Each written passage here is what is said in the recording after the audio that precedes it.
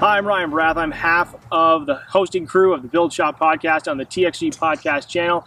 And today, I'm here to give you the what and why of what's in my golf bag. Now, I will let you know, and I'll foreshadow this, the fact that there are a little bit more than 14 clubs. I do like to tinker, but everything in my bag was properly fit and is pretty much optimized for me. I just have different reasons for choosing things, like any other golfer, one day to the next. So I'm going to go top to bottom, give you the rundown of what's in my golf bag, and then talk through a little bit of the specs and why they are set the way they are. So I'm going to start with my driver. So first up is Mizuno STZ. It's a 9.5 degree set down to 7.5.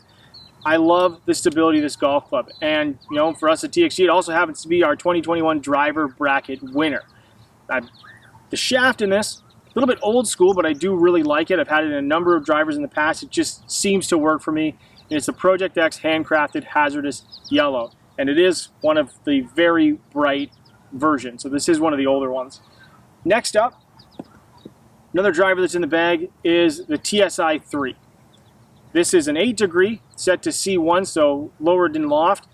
Now what I like about this driver is, for me, it's a little easier to turn over. So depending on maybe something that might be, I'm working on my swing, or I know that I'm trying to hit a little bit more of a certain shot, I like this driver. It is very workable either way, but I do find it a little easier to turn over, and that's the difference from the Mizuno. This is shafted up with a Ventus Black 6X.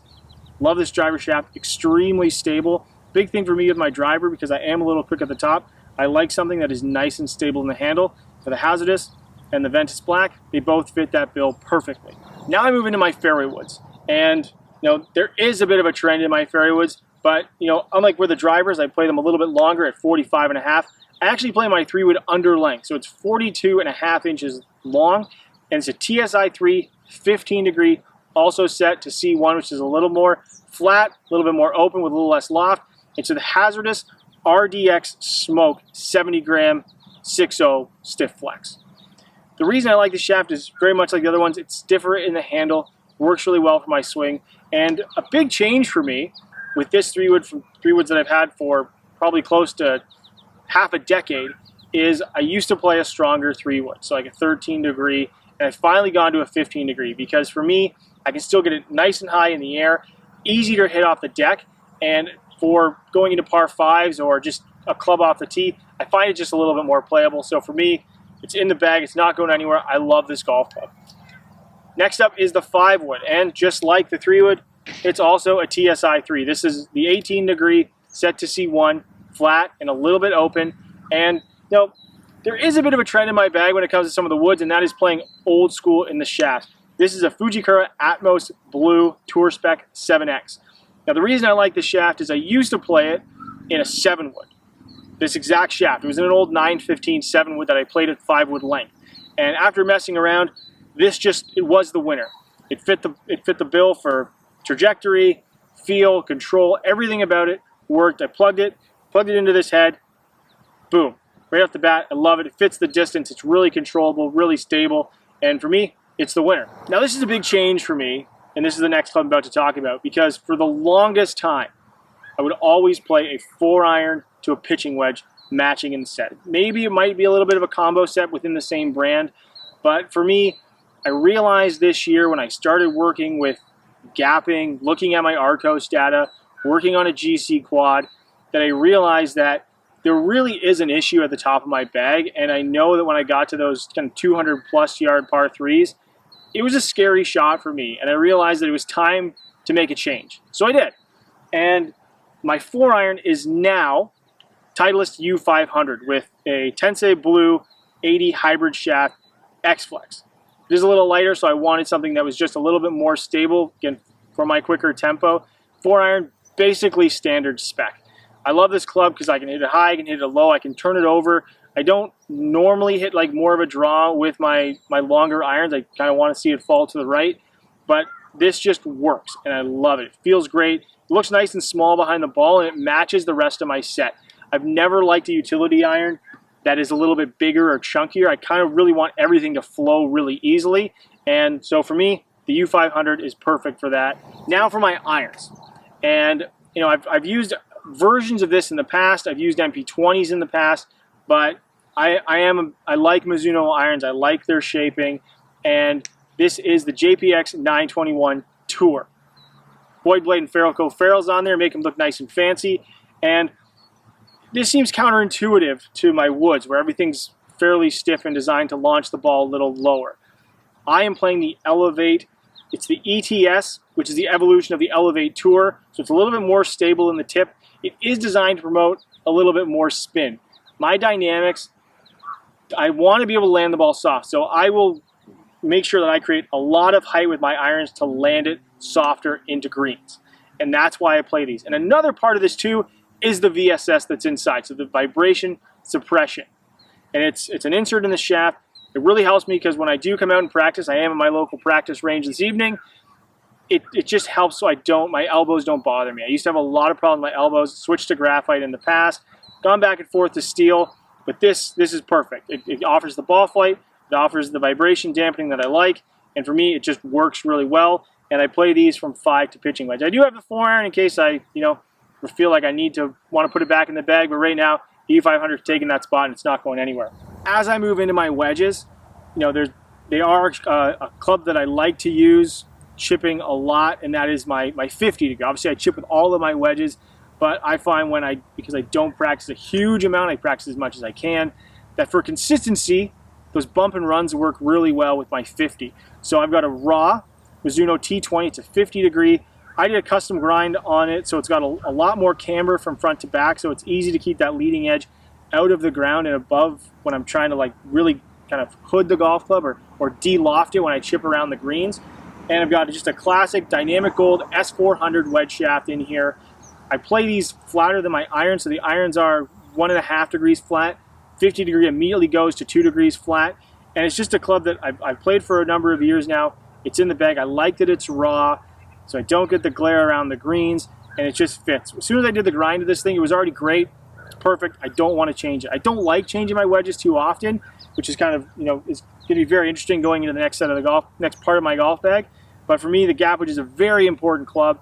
That's why I don't mess with it if I don't have to, and that's why I use the T20. So last but not least, getting into the wedges before I talk about my putters, or putter I should say, well there's actually a couple, and that is I play the Mizuno ES21 54 and 58 degrees. Now I like these wedges, even though at first I honestly didn't think I was going to. I've always been very much a traditionalist when it comes to my wedges, but there was something about these when I tried them that if you're going to give me technology and it's still going to feel great around the greens and I can bend it to the spec that I want, I'm going to take it.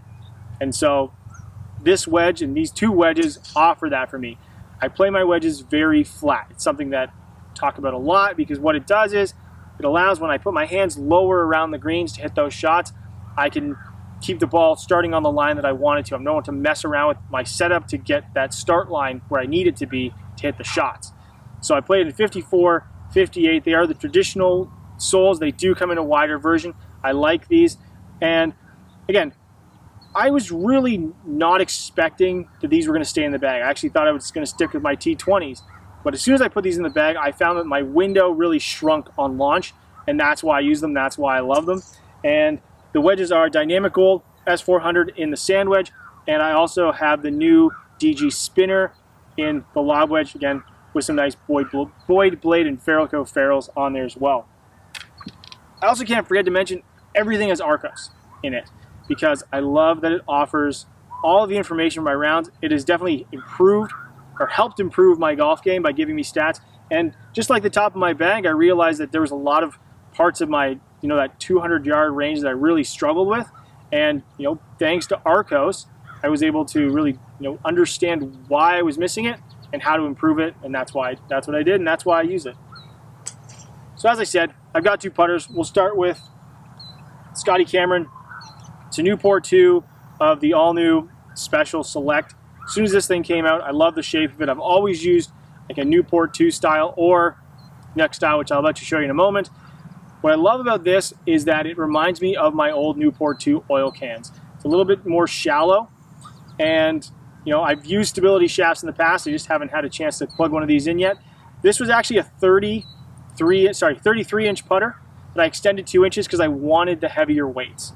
And so I extended it, threw an extra the grip that I like on there, which is a Grip Master, and it just fits my eye. The other thing that I did, which was a little bit of a custom work, is I took the paint out of the sight line, because I don't use the sight line. I'm more of a top line person for getting it lined up. So for me, that's why I use the putter. That's why I really like this putter, and it's not going anywhere. Now the other one that I've been working with a lot recently, and it does, they basically go back and forth every other round, is the Bettinardi Studio Stock 17.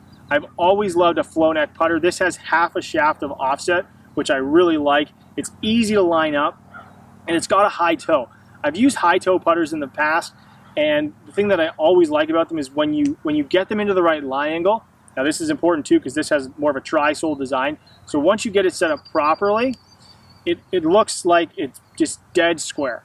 Or to my eye, because of my eye dominance, it actually sits a little bit open, which I like to see. It's bone dry stock, other than being like 2 degrees flat. It's got the stock Bettinardi grip. It's 35 inches long, a couple degrees flat, and for me, it just fits my eye. That's the reason why I like using it, and it feels great. The thing that I'm very particular when it comes to my putters and having it feel very soft off the club face, not so soft like insert soft, but for me, both of those achieve that, and that's why I use them. And there we have it, top to bottom, drivers, all the way down to putters, is my what's in the bag and why. If you have any questions, remember, please use the comments section below. You can always reach out, social media, RDS Barath on Instagram and Twitter. Hope you enjoyed this video, and I'd love to hear what's in your bag as well.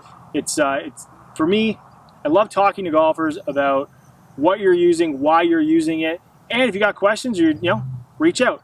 So I'm Ryan Barath. Thanks for watching my What's in the Bag, and stay tuned for more videos.